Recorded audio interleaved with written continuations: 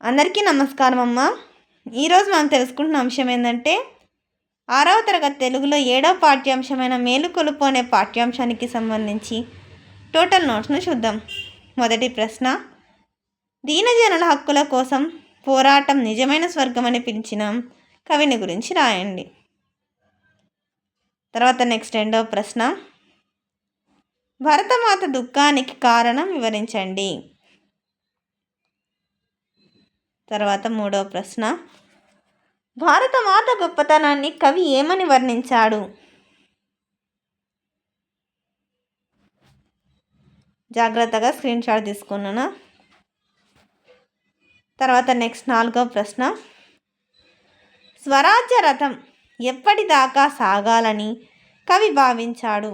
జాగ్రత్తగా screen shot తీసుకున్నాను. Continuation అన్న. నెక్స్ట్ భాషాంశాలు, క్రింద ఇచ్చిన పదానికి సమానార్థక పదాలు వాక్యంలో ఉన్నాయి, వాటిని గుర్తించండి. ఇక్కడ చూడండి, జనని మాత, మళ్ళీ తల్లి అంటే జనని మాత అని రాసుకున్నాం. నెక్స్ట్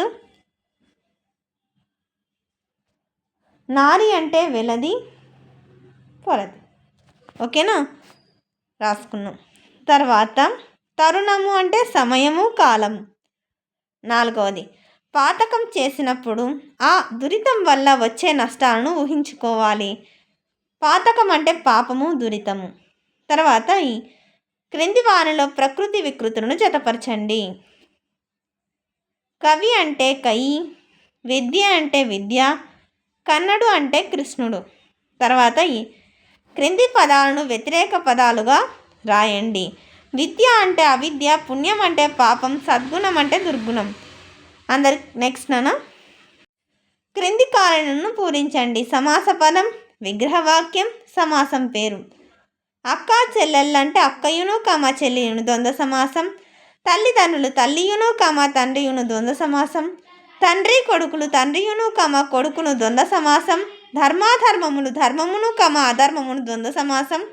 పాపపుణ్యములు పాపమును పుణ్యమును ద్వంద్వ సమాసం. అందరికీ ధన్యవాదాలమ్మా. ఇంకా మన ఛానల్ సబ్స్క్రైబ్ చేసుకొని వాళ్ళు ఎవరంటే దయచేసి సబ్స్క్రైబ్ చేసుకొని లైక్ చేసి షేర్ చేసి మీ ఫ్రెండ్స్కి రిలేటివ్స్ అలా సబ్స్క్రైబ్ చేసుకోమని చెప్పండి. నా ఛానల్ని సబ్స్క్రైబ్ చేసుకొని ప్రత్యక్షంగా పరోక్షంగా సపోర్ట్ చేస్తున్న వాళ్ళందరికీ పేరు పేరు నా ప్రత్యేకమైన హృదయపూర్వక ధన్యవాదములు. అందరికీ మరి ఒక్కసారి ధన్యవాదాలు. దయచేసి వీడియోని మాత్రం స్కిప్ చేయదు. ధన్యవాదాలు.